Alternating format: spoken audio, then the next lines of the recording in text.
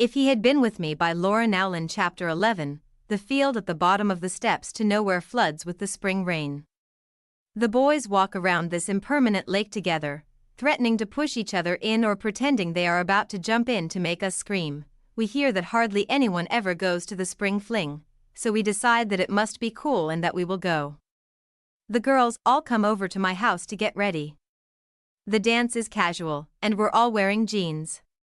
I'm going to wear the corset I bought with Sasha last fall. Brooke wants to do everyone's makeup, so we take turns sitting for her while the other girls watch. I go last, and it's during my turn that she says it. "Autumn," she says, "I'm not going to spend the night tonight." "Why?" We all chorus.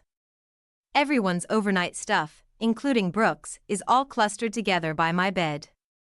Brooke stops putting foundation on me and takes a deep breath, because Noah's parents are out of town, and I'm going to his place, she says.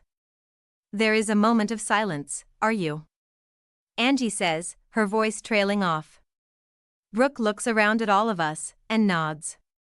We scream and Brooke covers her face with her hands. "Guys." She says, "Oh my God." Sasha says, "Why?" I say, and then wonder if it was the wrong thing to say. Brooke uncovers her face and smiles. "Because I love him," she says, "and it just feels right." "Aw," Angie says. "Wow," Sasha says.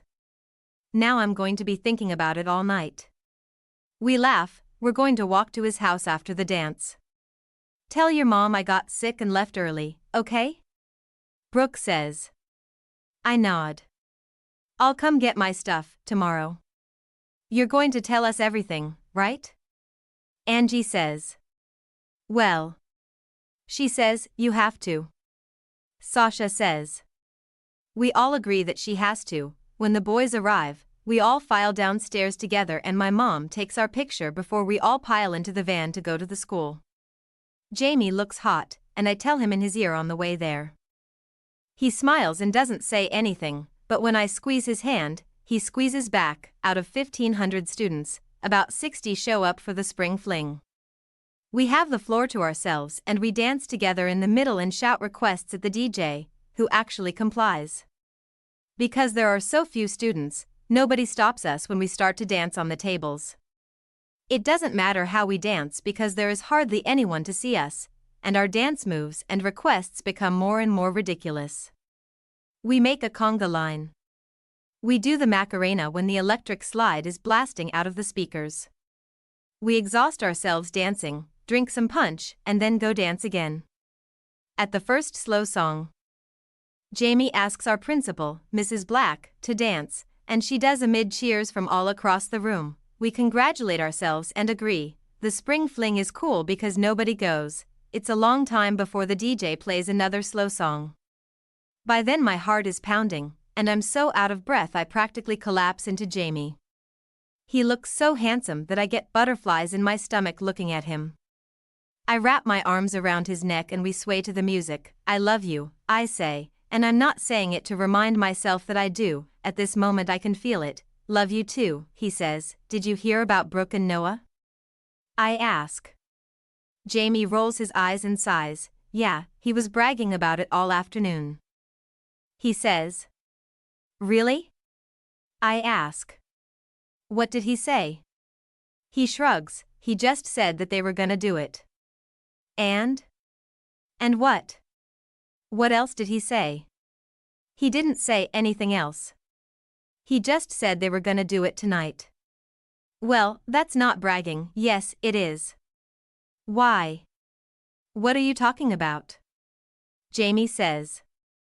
I just told you that he was bragging about it all afternoon.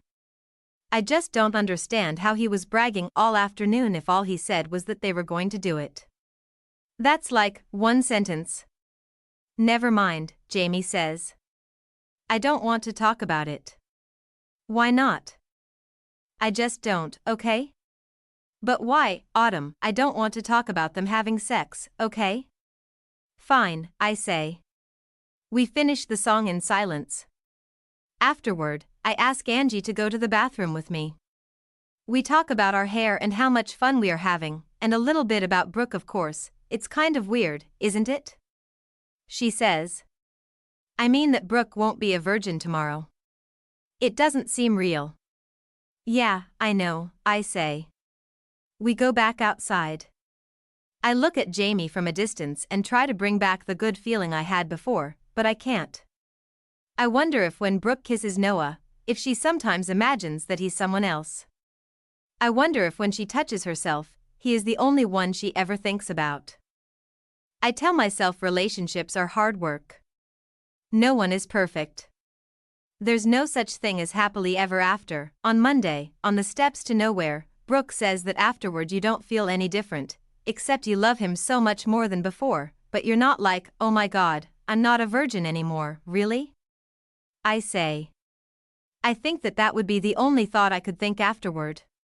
I think that I would look at myself in the mirror and say it over and over again. Yeah, she says, it's just like, she doesn't finish her sentence, she just looks down at the boys standing by the water.